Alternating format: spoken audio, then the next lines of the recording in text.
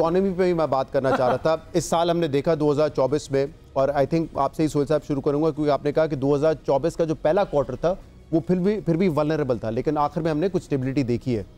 तो आप जो स्टेबिलिटी हमने मैक्रो इकोनॉमिक इंडिकेटर्स में देखी, तेज थी, एक्सपेक्टेशन से ज्यादा बेहतरी आई है आपके ख्याल में उसमें? इसका इस तरह तजिया है कि लोग समझते नहीं है। अगर मैं 23 से कंपेयर करूं 24 तो बेहतर था, अगर मैं 17-16 से कंपेयर करूं तो बेहतर नहीं था। शायद हम इधर बैठे इसीलिए हैं, हाँ हम इसीलिए बैठे हैं कि हम 23 से 24 को कंपेयर करें, तो वो तो तमाम आप इशारे ले लें उसमें बेहतर था। 31% था 2023 में इन्फ्लेशन, जो 13% हो गया है, और आजकल तो 4% हो गया है। मेरे ख्याल से सबसे बड़ी अचीवमेंट 2024 में माशी एतबार से यही था कि हम डिफॉल्ट से बच गए, जिसके खदशात थे शायद। नहीं, डिफ़ॉल्ट से तो आप 2023 में बच गए थे, जब आपको जून 30 को IMF का लोन मिला था। इसके बाद IMF ने आपसे बिजली के रेट डबल कराए, गैस के रेट 4 गुना कराए, हर चीज़ के रेट बढ़ाए, तो इन्फ्लेशन 30-35% हो गया था। आई थिंक इस साल जो सबसे बड़ी कामयाबी हुई है 2-3, एक तो इन्फ्लेशन कम हो गया, दूसरा आपकी करेंसी स्टेबल हो गई, बल्कि 2% बढ़ी है। तीसरा, जो IMF चाहता है और जो होना चाहिए हमारे मफाद में है कि करंट अकाउंट सरप्लस हुआ है 2024 में, प्राइमरी अकाउंट सरप्लस हुआ है 2024 में, और ये शायद 20 साल के बाद हो रहा है। तो इसकी सख्ती से एक आम आदमी मुतासिर है, जिसके लिए मायूसी भी फैल रही है। तो मेरे हिसाब से 2023 के मुकाबले में तो 24 काफ़ी बेहतर आए। एक दो चीज़ें जो नहीं हुई हैं, जो नेगेटिव हैं, कि जो इंडस्ट्रियल ग्रोथ है वो स्लो हो गई है, क्योंकि महंगाई हुई, फिर करेंसी की मार पड़ी, फिर बहुत सारे और इश्यूज हुए, तो वहाँ रोज़गार पैदा नहीं हुआ, जिसकी वजह से मायूसी है। एक मैं बीच में सवाल पूछ रहा हूँ, ये अपनी इन्फॉर्मेशन के लिए, कि आफ्टर कोविड पूरी दुनिया में ये सिचुएशन हुई है या सिर्फ हमारे यहाँ? नहीं, हमारे यहाँ हुई है, ये हमारे यहाँ ज़्यादा हुई है। दुनिया में तो बड़ा स्ट्रॉन्ग कमबैक हुआ है, इसलिए कि वो कमबैक के बाद हमने वो कमबैक को शायद मिसयूज़ किया सियासी मफाद के लिए, ज़्यादा ग्रोथ दिखाने के लिए, फिर पॉलिटिकल प्रॉब्लम हुई, फिर एक हुकूमत से दूसरी हुकूमत आई, फिर दूसरी हुकूमत से एक और हुकूमत आई, फिर इंटरिम हुकूमत आई। तो ये जो चेंजेस है ना, इसने चीज़ों को मल्टीप्लाई कर दिया। तो मेरे ख्याल में हमारा, जिस तरह हम शुरू में कह रहे थे, मसला पॉलिटिक्स का ही है, और पॉलिटिक्स का भी ये मसला है कि हमें अच्छी बुरी हुकूमत नहीं चाहिए, हमें एक ही हुकूमत चाहिए, 5 साल एक हुकूमत, उसका जो भी नाम दे दें। तो इकोनॉमी पे आते, मेरे ख्याल में तो अगर आप 10 इशारे लें तो 7-8 ऐसे इशारे हैं, इंडिकेटर्स हैं, जिसमें 23 के मुकाबले में हमें बेहतरी नज़र आई है, मगर ये बेहतरी शायद वो बेहतरी नहीं है जो हम 2016-17 में छोड़ के आए थे। आरिफ साहब, आपकी क्या राय है साल 2024 पे माशी एतबार से? और एक जो कॉमन सवाल इस वक्त पूछा जाता है कि स्टॉक मार्केट रिकॉर्ड हाई 1,16,000 का इंडेक्स टच किया, क्या वाकई हालात इतने बेहतर हैं, या फ्यूचर क्या इतना बेहतर नज़र आ रहा है कि मार्केट इतना बूम कर रही है? देखिए, इकोनॉमी के 2 हिस्से हैं। एक हिस्सा है जो गवर्नमेंट के फाइनेंसेस हैं, और एक है आवाम के फाइनेंसेस हैं। तो जो गवर्नमेंट के फाइनेंसेस, हम जब ये कहते हैं कि मैक्रो इकोनॉमिक स्टेबिलिटी आई है, तो वो गवर्नमेंट के फाइनेंसेस जो है वो इम्प्रूव हुए हैं, बेहतर हुए हैं। लेकिन अभी तक जो है आवाम के फाइनेंसेस बेहतर नहीं हुए हैं। उस पर मैं थोड़ी सी जो है वो बात करूँगा। तो आम लोग जो है वो बहुत ये ताज्जुब से ये देखते हैं कि जब हम ये तारीफ़ करते हैं कि मैक्रो इकोनॉमिक स्टेबिलिटी आ गई और इकोनॉमी अच्छी हो गई, इन्फ्लेशन कम हो गया, तो इन्फ्लेशन कम होने का मतलब ये है कि उसमें महंगाई बढ़ने की रफ्तार कम हो गई है। तो जो महंगाई हो गई है वो कम नहीं हुई है, वो तो जाहिर है अब उसके अंदर बहुत उस लिहाज से लोगों की इनकम 2 साल में नहीं बढ़ी, और इनकम जो है वो नहीं बढ़ी। तो ये सिलसिला कि जिस तरह सोहेल ने सारे गिनवाए चीज़ें कि हमारा इन्फ्लेशन कम हुआ, इंटरेस्ट रेट कम हुए, हमारी एक्सपोर्ट बढ़ी, हमारी रेमिटेंसेस जो है वो बढ़े, हमारे रिजर्व्स बढ़े, रीपेमेंट, हमारी ऑब्लिगेशंस वगैरह।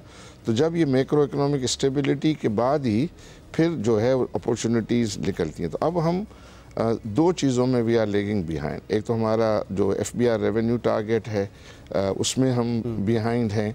दूसरा, हमारा GDP ग्रोथ जो है वो बहुत ही मायूसकुन है अभी जो है चाहिए। तो अब लोगों को जो है 2 चीज़ें चाहिए। एक तो ये कि प्राइसेस कम हो, और ये जो भी बात हो रही थी कि कोविड में ये हुआ, तो कोविड में पाकिस्तान ने अच्छा परफॉर्म किया था, लेकिन उसके बाद जो है ये जब रशिया यूक्रेन की जो वॉर हुई और कमोडिटी सुपर साइकिल चला, उसमें पाकिस्तान बहुत ज़्यादा बुरी तरीके से पिस गया, और वो पिस जाने की वजह से और फिर रुपए की हम कोई वैल्यू को हम डिफेंड नहीं कर सके, इतनी जो डिवैल्यूएशन हो गई, उससे महंगाई जो है वो बहुत ज़्यादा बढ़ गए, और वो महंगाई जो बढ़ गई तो वो लोगों को अभी तक बहुत ज़्यादा हिट कर रही है। और जिस तरह आपने कहा कि लोगों की कोई सैलरीज तो जो है वो नहीं बढ़ी है, तो अब ज़रूरत क्या है? ज़रूरत इस बात की है कि हम इन 2 एरियाज़ को जो है वो टारगेट करे गवर्नमेंट, और वो टारगेट जो है वो किस तरह हो सकता है? देखें, अभी SIFC बनी है, तो SIFC में उन्होंने जो प्रायोरिटी सेक्टर्स रखे हैं उसमें एग्रीकल्चर रखा है, IT रखा है, माइनिंग रखा है, और उसमें कंस्ट्रक्शन को भी जो है होना चाहिए था, क्योंकि जो एग्रीकल्चर है वो लार्जेस्ट एम्प्लॉयर है, लेकिन कंस्ट्रक्शन जो है वो सेकंड लार्जेस्ट एम्प्लॉयर है। तो उसमें इस वक्त जो है बहुत सारी हमारी जो इंडस्ट्रीज़ हैं, पर्टिकुलरली जो कंस्ट्रक्शन मटेरियल इंडस्ट्रीज़ हैं, ये बिलो कैपेसिटीज़ चल रही, 40% 45% पे चल रही।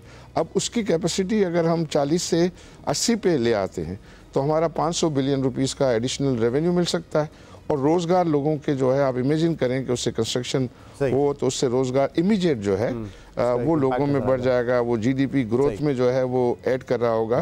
तो वो सेक्टर, एक और जो लोगों में बहुत गलत फहमी है मेरी नज़र में समझता हूँ कि अगर ये ग्रोथ बढ़ेगा तो हमारा करंट अकाउंट डेफिसिट बढ़ जाएगा।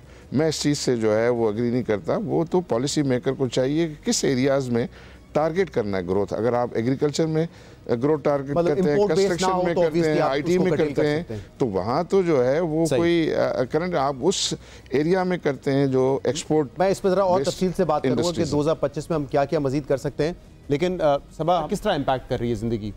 मुश्किल ही है सबके लिए। महंगाई का इम्पैक्ट इंडस्ट्री वगैरह पे भी बुरी तरह से इफेक्ट होता है, प्रोडक्शन हाउसेस का बिजनेस वगैरह 100% होता है। वो होता है, वो तो है, लेकिन उसके साथ जो और हम पे चीज़ें डालते हैं ना, मैं तो एक आम आदमी के लिहाज से बात करता हूँ, मतलब living like a normal person. एक गाड़ियों पे इतने टैक्सेस लगा दिए, फिर PTA जो है हमारे सर पे ला के 16,000 से शुरू हुआ, आज एक 80 पे ला के खड़ा कर दिया है। सो हर तरह के टैक्स हमसे ले रहे हैं, लेकिन वो फैसिलेशन भी तो हमको साथ में मिलती जाए ना, वो सिक्योरिटी मिले, वो हॉस्पिटल्स मिले हैं, या वो तमाम चीज़ें हमें मिल रही हो तो वी डोंट माइंड। वो इंसान जो एक दिन की मजदूरी पे कमाकर अपना घर चला रहा है, उसके लिए तो बहुत डिफिकल्ट। और जैसे आरिफ साहब ने कहा कि पे स्केल लोगों की इनकम उस तरीके से नहीं बढ़ी है, इनफैक्ट उल्टा हुआ है। लोगों की एक तो तनख्वाह, क्योंकि अगर आप 3 साल का क्यूमुलेटिव इम्पैक्ट देखें इन्फ्लेशन का 60-70% है। किसकी तनख्वाह 60-70% बढ़ी होगी? इनफैक्ट 60-70% तनख्वाह नहीं बढ़ी, मगर इनकम टैक्स जरूर बढ़ गया, तो जिसकी वजह से आपको डबल इम्पैक्ट आया है लोगों को।